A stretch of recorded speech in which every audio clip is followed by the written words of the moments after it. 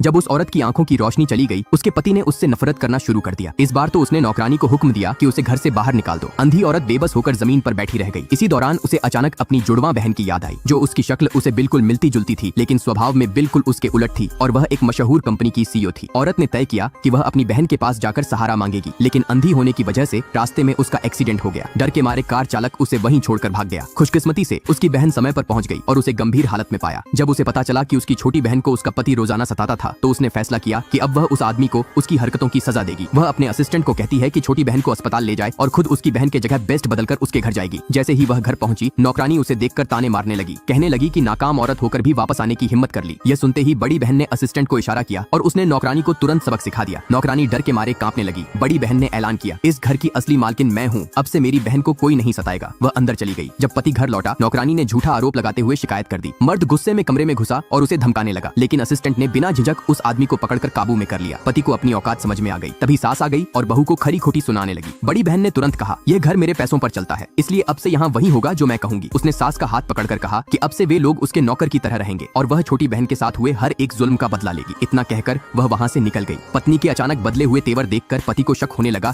कि यह उसकी पत्नी है भी या नहीं। अब वो और उसका परिवार उसके पैसे हथियाने और उसे घर से निकालने की नई चालें चलने लगे।